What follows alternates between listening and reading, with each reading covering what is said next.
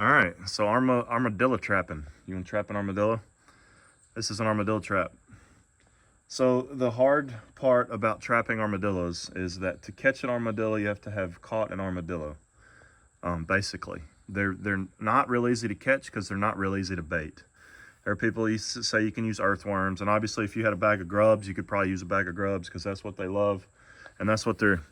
This is what armadillo. Well, it's kind of hard to tell. This is what an armadillo looks like in your yard. And this is just one, and he's really going pretty easy on me. But every year, September-ish, the armadillos show up. It's time to break this bad boy back out. So the hardest part of this whole deal is building this, which isn't hard, and then catching an armadillo. I built, basically to catch my first armadillo, I used a regular animal trap, like a Varmint raccoon trap, and I built a funnel out of actually the wood that I used here against a wall.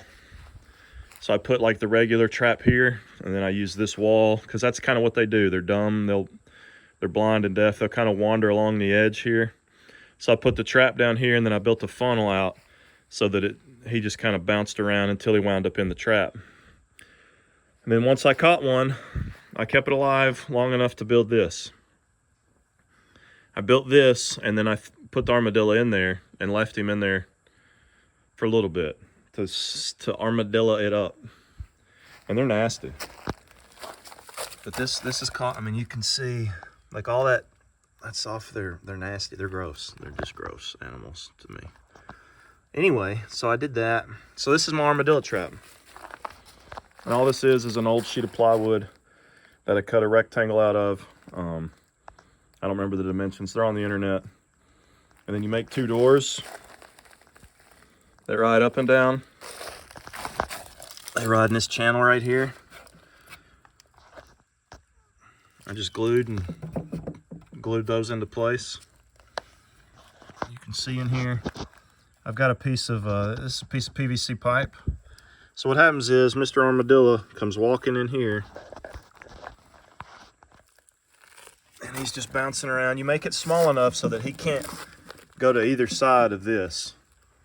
And then once it gets in there, it bumps that falls, the string lets that door close, this door close, and then through the nature of science, your armadillo gets lead poisoning, right? So that's just how it works. I've got a little eyelet here. That's what holds my nail. This is all this is, PVC and a nail. See if I can do this one-handed. So this comes down.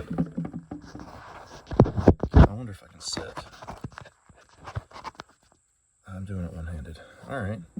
So it's not the best, but let's see if it'll focus. All right, so this is what you get. So that comes down through there like that. And then you use the tension.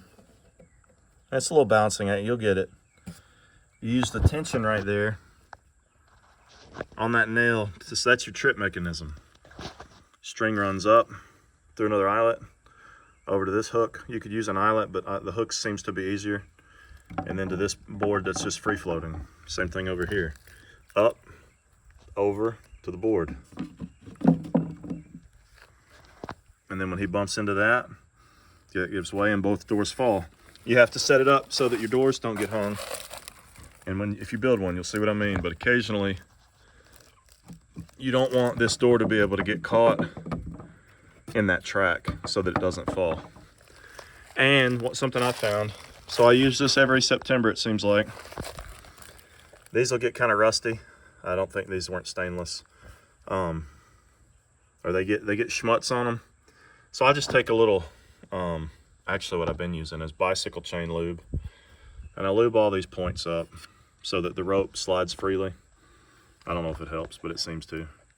And then I also, this is, I sealed it. It's got, you can see, poly. I just slathered it. I mean, it's sealed, slathered. This is sat outside, these screws, these are just deck screws. That's the 2x4 that I ripped down. This is all scrap wood.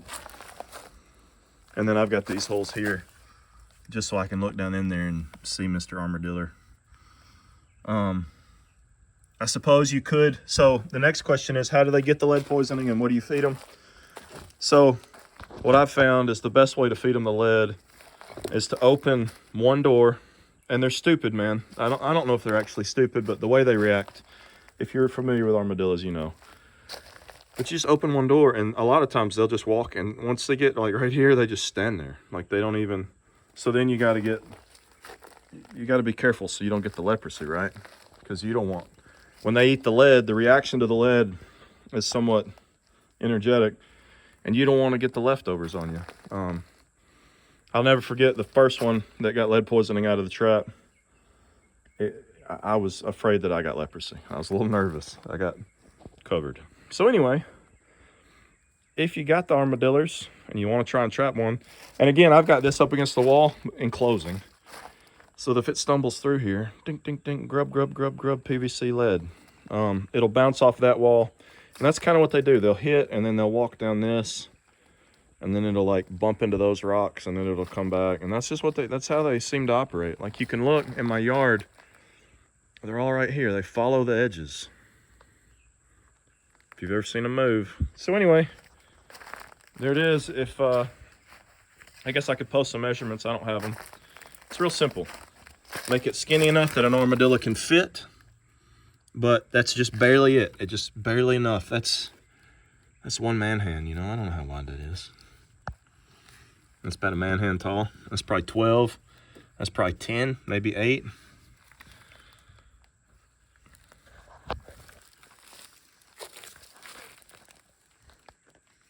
All right then, good trapping.